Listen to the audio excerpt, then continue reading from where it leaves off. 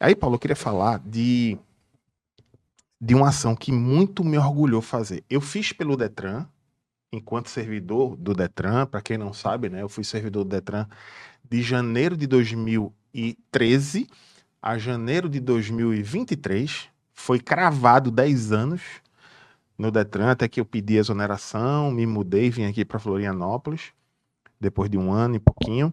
E aí, fazia primeiramente no Detran, e depois eu implantei isso em Jaboatão, como gestor de educação do município de Jaboatão, que eu passei lá acho que 3 anos e pouquinho, que era ação nos bares com o intuito de esclarecer sobre alcoolemia. Cara, que repercussão. Para tu ter ideia, a gente chegou a abordar num bar lá um vereador da oposição, e eu vou explicar como era a abordagem. Mas a gente abordou um vereador da oposição, a gente nem sabia. Aliás, teve um agente de trânsito que conhecia, mas só me falou depois. Então a gente fez a ação sem saber quem era. E no outro dia ele estava na rádio, e eu lembro perfeitamente, porque mandaram para mim a gravação. O vereador dizia o seguinte: ele era um dos mais críticos ao prefeito. E ele dizia o seguinte: olhe, a prefeitura, isso, aquilo, outro, vocês sabem que eu falo mesmo. Agora, quando faz coisa boa, a gente tem que elogiar. Ontem eu estava em tal lugar, rapaz, o pessoal chegou e falou sobre a lei seca, sobre a fiscalização de álcool.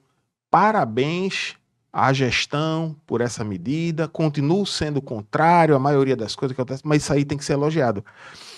E isso só comprova que é possível você trazer a fiscalização de trânsito para, pelo menos, algumas pessoas entenderem que ela tem um papel maior. Então, esse ódio que as pessoas têm da fiscalização de um modo geral tem muito do órgão de trânsito, porque não consegue aproximar o agente da sociedade. E como é que a gente fazia? Primeiro que era um burburinho danado. Entravam os agentes de trânsito no bar e era engraçado demais, viu, Paulo? Tinha gente que tava com a chave do carro, tomando uma, aí escondia a chave do carro. Tipo, ele achava que ia ser fiscalizado ali, ia soprar o bafômetro ali. E é óbvio que não existe essa fiscalização. Você pode até ter chegado de carro, mas só há infração se você entrar e ligar e sair com o carro, né?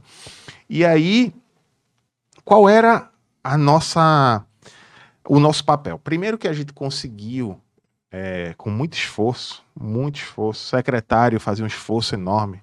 Um abraço, Coronel Vespasiano. Fazia um esforço muito grande, mas a gestão não ajudava muito para conseguir bafômetro descartável. O bafômetro descartável, ele era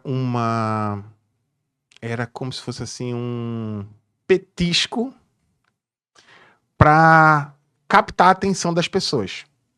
Era um agradinho. Por quê? A gente já perguntava assim: vocês conhecem o bafômetro descartável? A pessoa: não. Naquela época se falava muito pouco. Então a gente vai dar aqui para vocês. Mas antes, aí a gente explicava, né? A gente queria falar sobre a relação de álcool e trânsito. E aí a gente tinha um roteiro, eu treinei os agentes de trânsito para todos eles falarem esse roteiro mínimo e abria para perguntas. Aí, todo tipo de pergunta, né? Tá, mas se eu parar de beber de 6 horas, tal hora quantas copos vai dar no bafômetro? Quando é que vai ser crime? Aí tem tudo, a gente explicava, não vou falar aqui nesse episódio.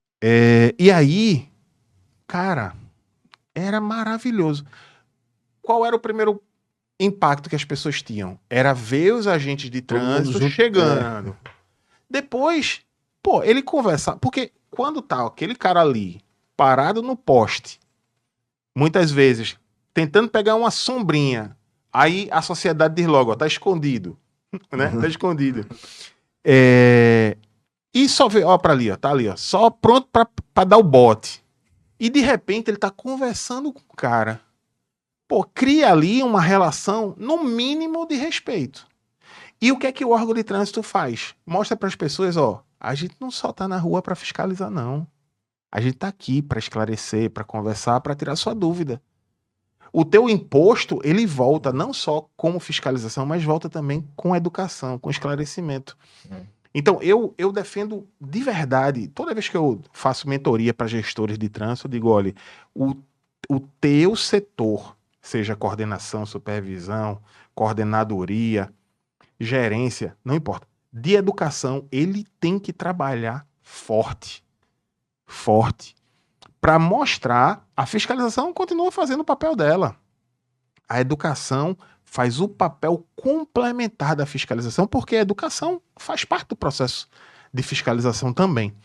Afinal de contas, quando a gente ama uma criança, a gente dá carinho, dá beijo, mas às vezes põe de castigo. Proíbe o uso do celular.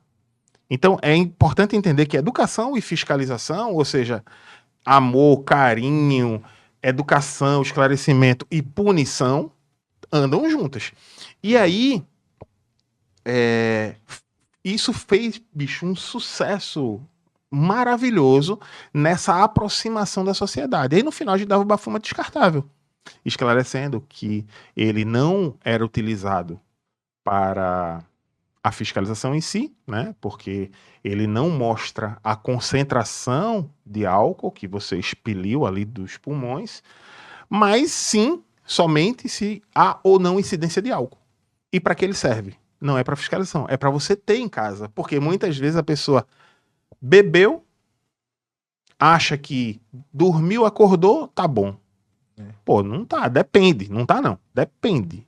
Depende da quantidade de álcool ingerido, de quantas horas tu dormiu, do teu metabolismo. Peso. Exatamente. Então, e a gente dava esse bafômetro descartável, que na verdade é um negócio que é caro. Eu acho que deve ser, talvez hoje, uns 20, 30 reais a unidade. Então, uma caixa, eu acho que era 150, pô, cara pra caralho.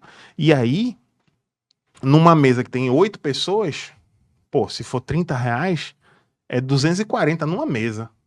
Numa noite, assim, numa noite que a gente fazia, digamos, sem economizar, porque às vezes a pessoa diz assim, poxa, deixa eu levar um para meu primo. Sem economizar, a gente gastava 3, 4 caixas. No Detran já chegou a gastar 8 caixas. Então, pô, só multiplica aí, Paulo, multiplica aí. 150, vamos dizer que seja 20 reais naquela época. 150 por 20. 3 mil. 3 mil uma caixa. Pô, se tu gasta 4 caixas, tá falando de 12 mil reais numa noite. Ah, mas é muito dinheiro. Tem dinheiro. Tem dinheiro. Órgão de trânsito tem dinheiro. Não venha com essa conversinha, não. Porque não tem dinheiro para alocar 20, 30 viaturas? Não tem dinheiro para fazer 200, 300 fardamentos? Tem dinheiro. Agora, o problema, né? Isso, inclusive, é um problema lá de Recife, que o órgão municipal, tenho muitos amigos lá, respeito, inclusive, a gestora lá, mas que é minha amiga, trabalhamos juntos, mas hoje Recife se gasta muito na fiscalização, muito pouco na prevenção.